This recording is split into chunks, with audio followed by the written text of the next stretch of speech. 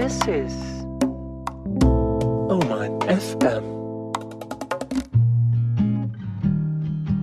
Joining me today in the studio are two members from the State Audit Institution. We have Hamoud bin Sulaiman Al-Abri, Director of International Cooperation Department, and Aisha bint Nasser Al-Kharousi, Head of Follow-Up Section at the Chairman's Office. Thank you so much for joining me today. Thank you for having us. Thank you, Abdullah. Thank you so much for having us. It's an absolute pleasure. It's a pleasure to be here. Thank you. Today we're going to be talking about something perhaps not a lot of people have heard of before, and that's the community brief from the State Audit Institution. But before we talk about that, could you please provide us with a bit of an overview about the State Audit Institution's annual report? Yes. Well, the annual report is like a presentation of the result of the institution's work for the specific financial year. It is directed to His Majesty the Sultan with two copies that goes to the Council of Ministers and the other copy for the State and Shura councils as well. This comes as, mentioned in the article number 66 of the Basic Status of the State that says that State Audit Institution should direct or raise its report to His Majesty and both the councils. In fact, the annual report has witnessed gradual evolutions, if we may say, because previously it was only sent to His Majesty the Sultan. Right. But later on in 2011, the chairman of the institution has to submit the annual reports to His Majesty the Sultan and the copy for the Council of Ministers and the Shura councils. The new thing that today we are going to talk about is that in 2022, there were some royal directives that the institution shall also publish a brief of the results of its work to the community, which is, we can say, it's further the principles of transparency. Right, as the name implies, a community brief. So what does that entail exactly? What does it include? So the community brief, like Hamoud was saying, it contains a summary of the Institute's work for the annual year 2022. It reflects the promotion and the principles of integrity, transparency, and accountability. The community brief has four main sections. The first being a general overview of the annual audit plan, which includes statistics on the number of audit tasks carried out, as well as audit reports, the number of audit reports issued, and the implementation percentage of the recommendations from the Institute. The second part of the community brief provides a summary of audit observations on administrative units, and the third looks into the summary of audit observations on authorities, investments, and companies. And finally, the fourth and final section looks into the institution's effort in the field of enhancing integrity, and basically it consists of examples of cases of public funds which have legal rulings issued, and it has statistics on the number of complaints and reports received by the institution. It also looks at the integrity, media awareness integrity promotion plan of State Audit. Right, and in 2022, the brief indicated that 181 audit tasks were carried out, 147 reports were issued. So I guess a logical question is, what is the methodology that is carried out with these audit tasks? Yes, Abdullah, this is actually a good question because people might need to know that how the State Audit Institution carries its work. Well, basically, the State Audit Institution prepare its annual audit plan for a year that will cover all the audit tasks for the entity subject to the audit of the institution. And while preparing this annual audit plan, State Audit Institutions take into considerations so many things like Oman's Vision 2040's objectives, of course, and also the international standards in the field of audit. Also, it takes into consideration the audit work manuals for the, in-house for the institution itself. So basically, with regards with selecting the audit subjects, the institution follows a set of professional standards and foundation that are based in the principles of relative materiality and risk analysis of the entities subject to the audit. Also, the plan includes numbers of auditing subjects, including within the plan itself. Also, the institution considers the entities subject to its audits and deals with them as partners, actually, in protecting the public funds. And it also observes how this cooperation goes on at different levels. It's a good part of the plans. It's enhancing, how can state audit institution provide assistance and support to those entities to overcome all the difficulties and challenges faced by them while they are implementing, its recommendations. Right. And the community brief included many observations monitored by the institution and various entities subject to its audit. The question here is, then what next? So what's next is that after the issuance of the audit report, State Audit Institute ensures that it follows up in the implementation of its recommendations by the entity subject to its audit. So in order to do that, a specialized department was formed, and it's known as the Follow-up of Implementation of State Audit Recommendation Department, and it emphasizes the efforts of the institution and the keenness of the institution to follow up the implementations of these recommendations. The department maintains a database in which all observations are enlisted with the actions taken in regards to the implementation of the recommendation, and the degree of implementation is continuously updated. Right. By looking at the observations mentioned in the community brief, we can say that the response rate from the majority of the entities to state audits observations and recommendations are high, and most entities subject to state audit are keen to take necessary corrective measures to address the observations and avoid their reoccurrence. And the community brief indicated that the institution dealt with 113 violations and public fund cases. Can you tell us about these cases and how the institution dealt with them?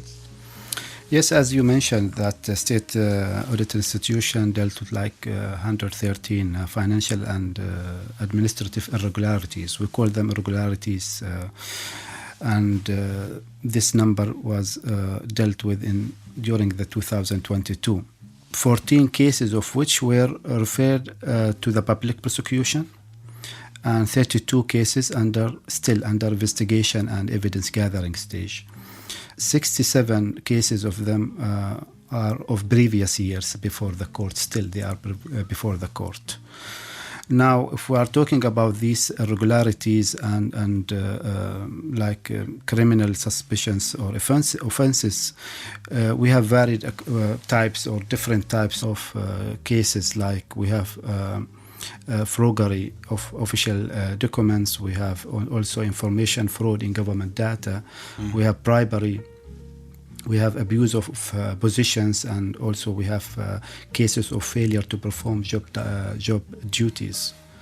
Now, for the institution, when dealing with these financial and administrative violations, especially those that constitute suspicions or a criminal crime, when discovering such violations, it requests the entity itself to conduct the necessary investigation and to inform the public prosecutor to implement its procedures regarding them.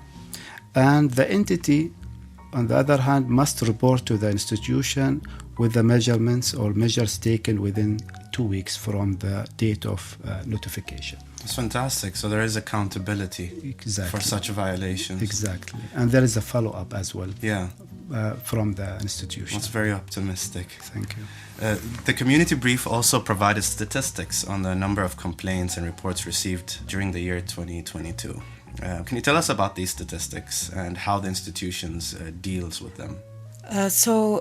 Receiving and studying complaints and reports is one of the most important competencies of State Audit Institution. The institution looks at complaints and reports resulting from negligence or a violation of applicable laws, regulations, and decisions. And the Institute pays great professional care in dealing with complaints and considers it an important source upon which it relies on its work, for its work. Many complaints and reports have contributed in exposing financial and administrative violations in a number of entities that are subject to the state audit, and it also has helped in improving the performance of services of those entities. We can also mention that in 2022, the number of complaints and reports reached 587 complaints, which we can consider as not a small number. Right. As for the steps followed in dealing with complaints, the Institute receives any complaint or report through various channels, including the website, State Audit's official website. Which is what? sai.gov.om. Great. There can be site visits to State Audit's headquarters in Al Bustan, in Muscat, or in their branches in the governance. The SAI mobile application, which can be found on Google Play and App Stores. Great. We can also receive complaints through emails, or during working hours, we have a toll-free number, which can be found on the website as well. That's fantastic. Just to add that after receiving the complaint, the institution has to verify the seriousness of the complaint and its completeness. So it has supporting documents, and the information of the person who files the complaint is also completed. We would like to also say that State Audit ensures that the identity of the whistleblower is not revealed in any cases. Right. The community brief mentioned the institution's efforts in implementing the United Nations Convention Against Corruption. What are the most prominent efforts in this field? Yes. First, let's establish that Oman has joined this convention in 2013. Following, this accession to this convention, the State Audit Institution was assumed the duties of the Anti-Corruption Authority and to follow up and the implementation of these conventions.